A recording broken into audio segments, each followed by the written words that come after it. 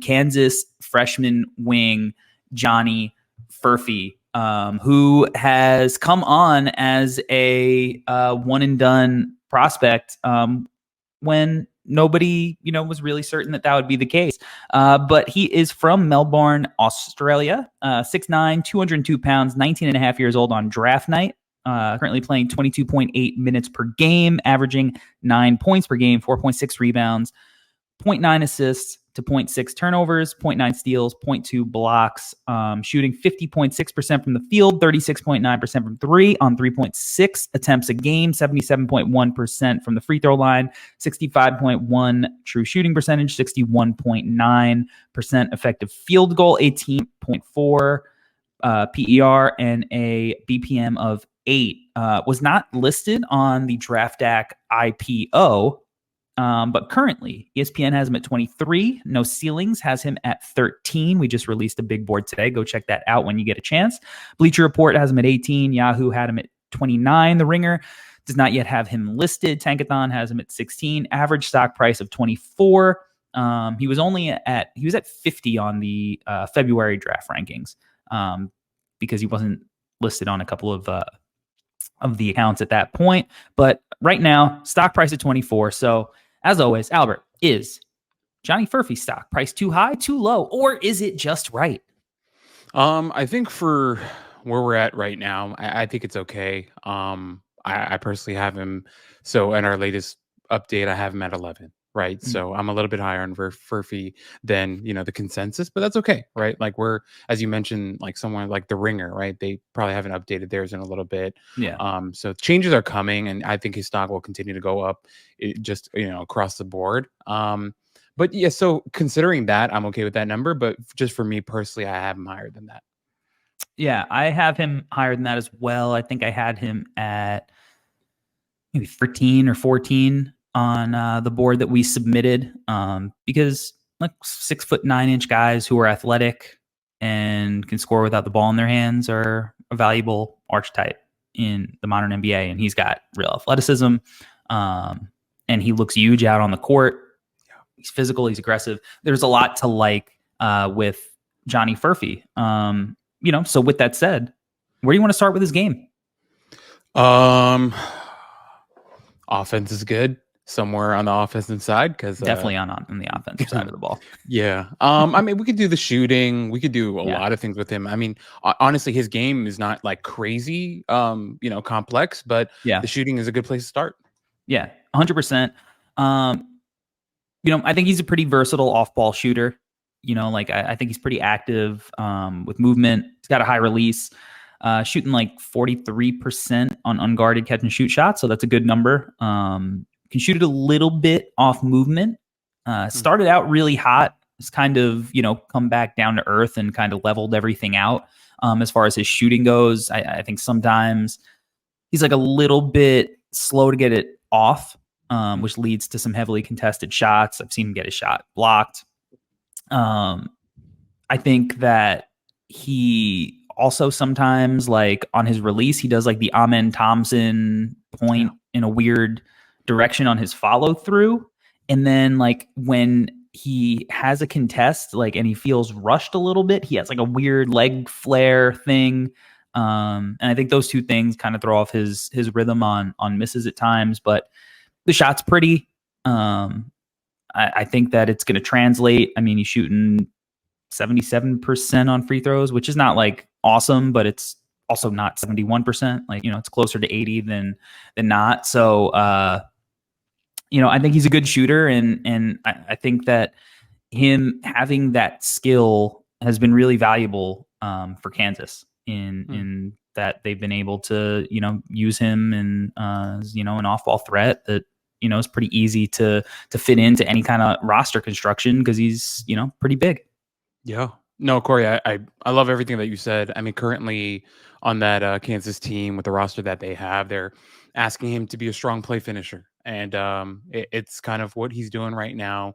And he's doing a good job. He's on a little bit of a cold streak. I think he's 5 for his last 15 from 3. That BYU game was especially rough to watch. And Corey, I will say, with what you said about the whole Amen Thompson thing and his shooting in general, Watching that BYU game was a little bit interesting because he missed his first 4 threes.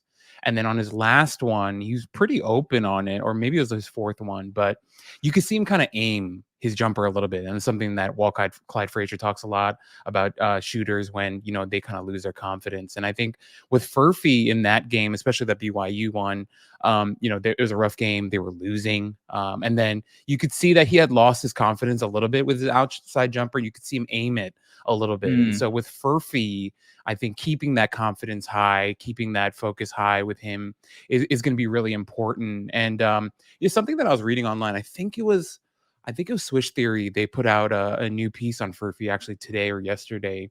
And I apologize, I forget who the writer was, but he was talking about how Furphy is another one of these guys that's gone through like a huge growth spurt. I think he's grown like a full foot in the last couple of years, which is huge, right? And he's up to 6'9" now. And must be nice. But with him watching, I think there's still some and Corey, this is your specialty, but there are some kinesthetic things with him that the writer was talking about. And I was like, oh, that's pretty interesting, because you can see that he's developing in, like the connective part of, his upper body, lower body, and all that stuff kind of being in rhythm, especially, when he's like shooting off movement, off dribble and stuff like that. So I am a believer in the shot. I think it looks pretty good. Clearly, he has some things to tighten up that you kind of went over, but I think confidence is going to be a big thing for him. And I like how Bill Self and Kentucky are using him right now, mostly as a play finisher, playing off of guys like, Dickinson and those guys to kind of get clean looks. And one thing that I wanted to add with him is that he, in my opinion, I think he does a pretty good job of leveraging some of that shooting gravity.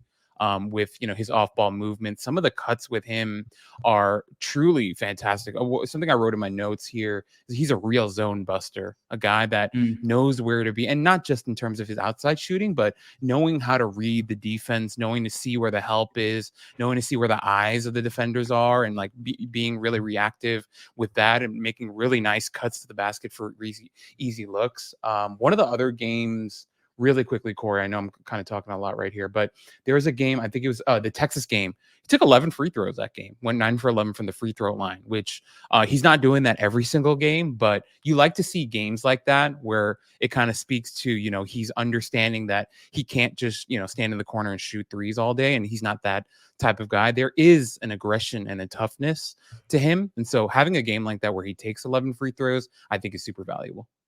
Yeah, totally.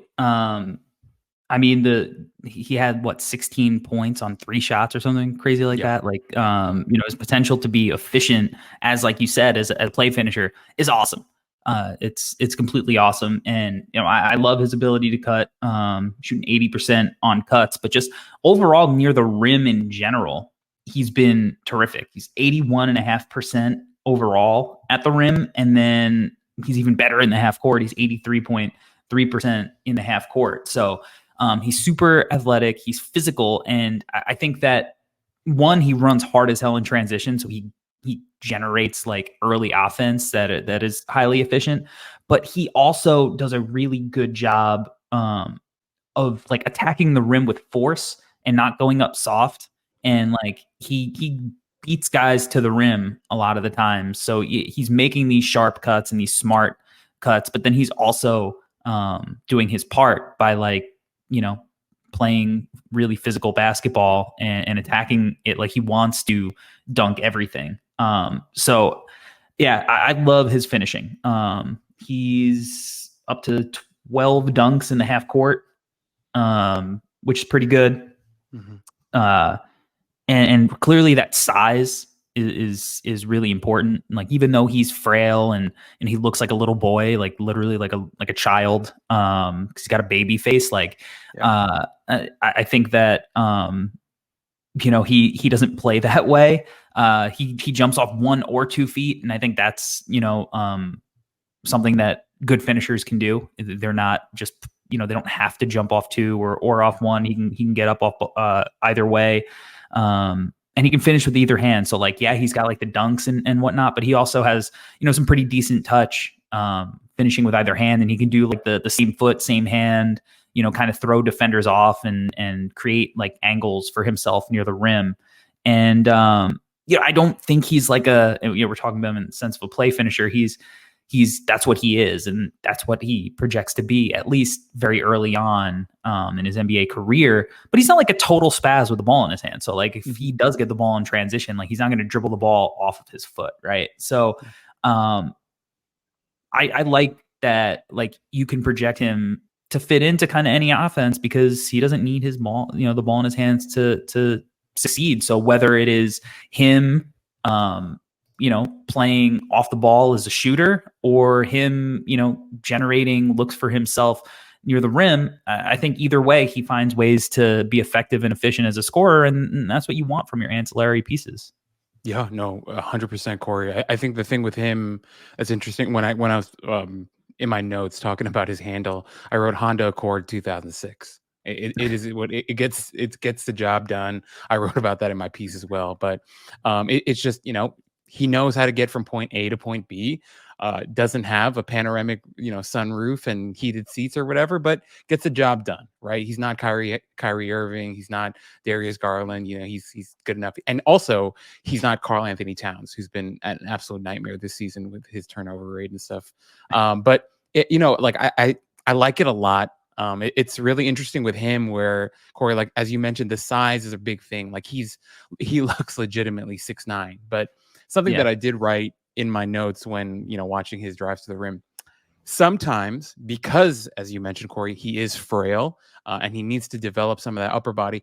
Sometimes due to the lack of like a really, really tight handle and some strength issues, there were a couple drives to the basket where it did get a little messy, where he lost balance because he got pushed off a little bit, got pushed off, his path, and kind of lost his way there a little bit because the handle's not super tight. But at the same time, what are we talking about, right? With Johnny Furphy, I don't think any NBA front office exec is like, hey, I need you to come in and be Paul George. Not going to happen. No one in their right mind would ever consider that. So if we're looking right now, especially early on in his career, 6'9", play finisher, as you mentioned, right? Tons of early offense stuff that you could do with him, running in transition, flaring out for threes, etc. Like it's a lot of fun stuff with him. So I did want to mention, and Corey, with what you said too, good left-hand finisher.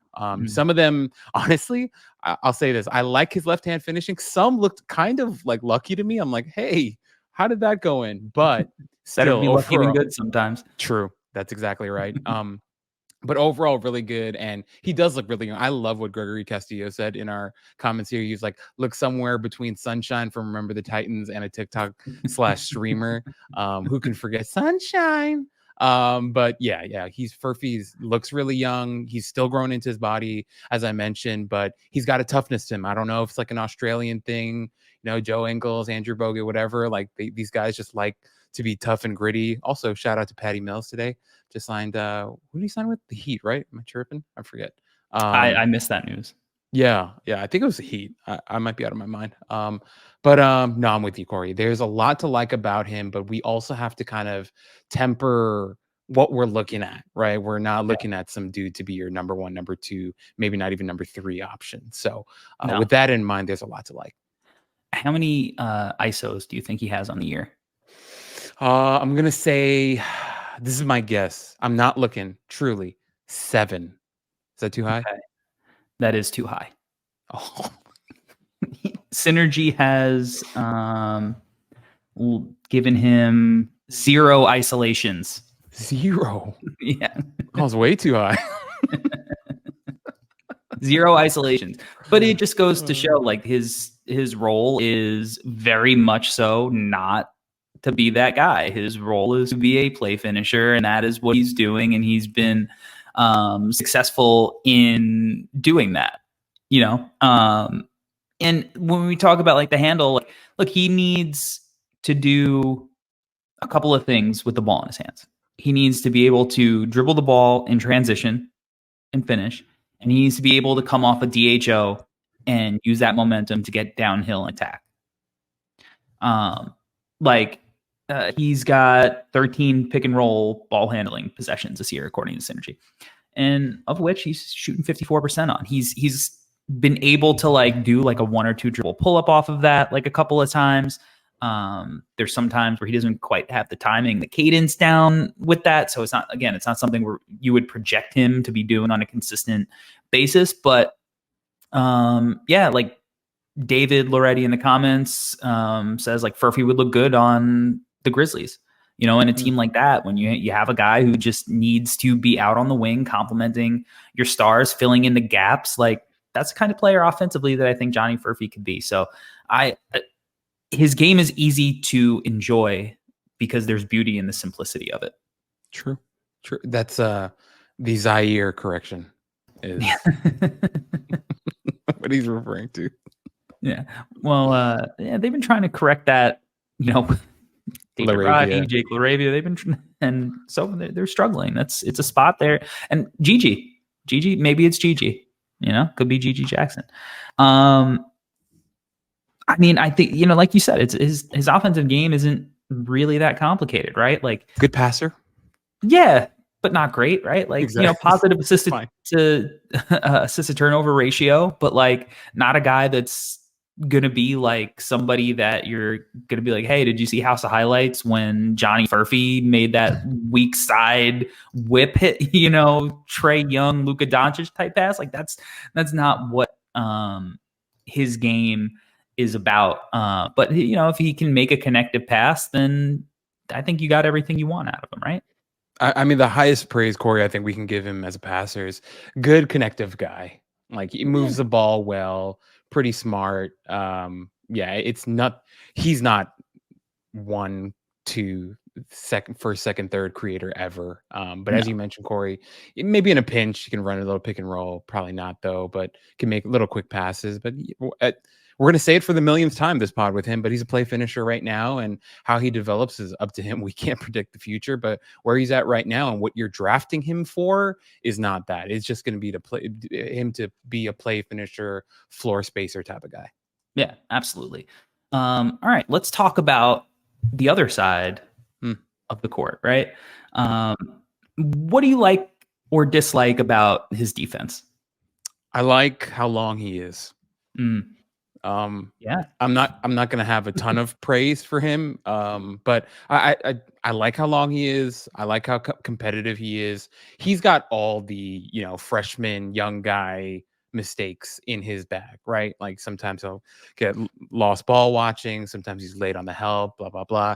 I don't want to crucify him for that stuff because he's 19, right? So don't want to freak out. But to be honest, Corey, I'll say this. I wasn't like disappointed after watching him on defense. I was like, oh, he competes. He's long enough. Does he have things to work on? Yeah. Does he have to bulk up? For sure. But I like the height and I like the length and I like the competitive level with him. So that's kind of like the brunt of my analysis with him on the defense side of the ball. Yeah, I don't think he's a complete disaster. He tries hard. He gives good effort, Rebounds, and I think he stays pretty locked in. So like I think that it's a good base to work with. And like you said, he's really big and he's long, and like there's just a difference. Like if he was 6'3" and kind of questionable defense versus he's 6'9". So he at least has the physical tools that you want out of that kind of prospect. And I think he is like a capable defender. That's not to say that he's a good defender, but I think he's capable of being one because I think he's good at moving his feet on the perimeter. Like I think he's willing to take it in the chest, even if sometimes a guy can move him off his spot. I think he's willing to embrace the physicality. But I think that where he gets into trouble on the defensive side of the ball is that he gives defenders or offensive players a little bit too much space, and he plays them flat. And when you play somebody flat, especially if you're giving them space on the perimeter with like a court as big as an NCAA court and potentially an NBA court down the line, you're just giving guys a chance to dictate the possession. They can go left, they can go right. You're not doing much in the way to prevent them from doing what they would like to do. And then you also leave yourself susceptible to like getting hit by a screen. Like he just very rarely will get up into his shirt and take away space and make things difficult. And so when he does, um, defend, like, yeah, he's got the lateral quickness to stay Mhm. with the guy and beat him to a spot, but eventually when you're letting them dictate the entire possession, they'll get the advantage at some point. So, but that's coachable Yeah, and it's fixable. And I think that's the good thing with him. And then he also rebounds the shit out of the ball exactly. and he ends Exactly. the defensive possessions. And like that's a really important skill to bring to the court. So like I think he's capable. I think he's going to get there. Dirty Dancer in the chat says I want to compare Furphy to Trey Murphy, but unfortunately defense exists. That is a true statement, and that is a name that I think a lot of people have thrown around for Furphy. I know Metcalf has mentioned him being a guy that he compares him to. And as far as NBA comps, I've really struggled to come up with a comp for Furphy. I'm usually Okay. pretty good at like, finagling comps. Yeah.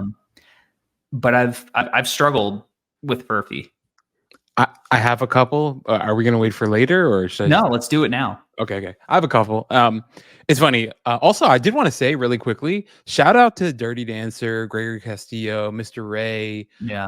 Mr. Jones. You guys are always rocking with us and joining us for these live streams. Really appreciate you guys always. And I just wanted to say thanks. But no, I, I get a Dirty Dancer, but I actually wrote down Trey Murphy because I was like, well, Trey Murphy was a guy who came, was drafted later on.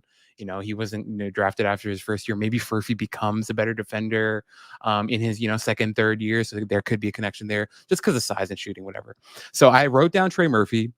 Also wrote down Mike Miller. I get it, white shooter, whatever. But obviously different body types too. Even Mike Miller, like when he was young on the Magic, was a little bit beefier than Furphy is right now, but still wanted to throw that out there. The last one is I had to do it just because it's me. But I know this guy's a little bit smaller than Furphy. He's like maybe 2-3 inches smaller than Furphy, but in terms of like role, what he'll end up being, plus the athleticism, had to write down Brent Barry, man. Brent Barry, a Mm, guy who was in a slam dunk contest.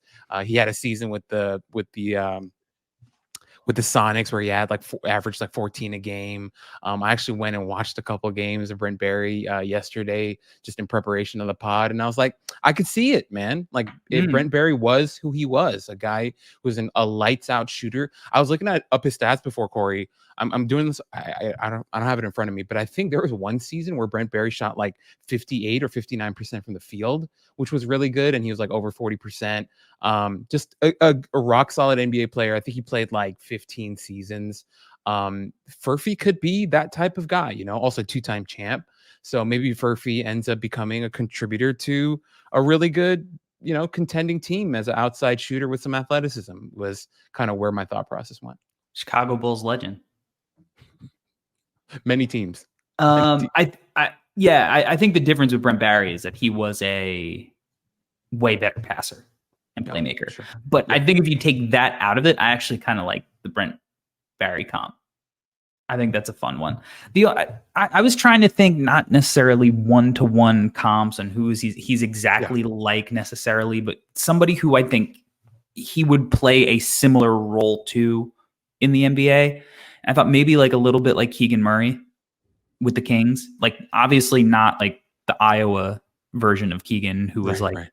dominating on the court, but like, a guy who is more of a play finisher. He runs off movement a little bit. He gets out in transition, plays a lot of spot up, off the ball, cuts to the hoop, keeps the game simple. Nothing really super flashy. Keegan's got a little bit more self creation to his bag, but like that's not necessarily 100% his game at this point of his career for Sacramento. But big, strong dude. So that was really the only one, but I'm not in love with it. I like the Brent Barry one though, as far as some of the ancillary stuff that he does outside of the playmaking. But he's also bigger. He's like Yeah. a couple inches taller than Brent Barry Yeah. too. Yeah. But also, Corey, like this is what we do, right? We're every time we come up with these comps, it's kind of a chemistry type of thing, right? For Yeah, the of comp. course.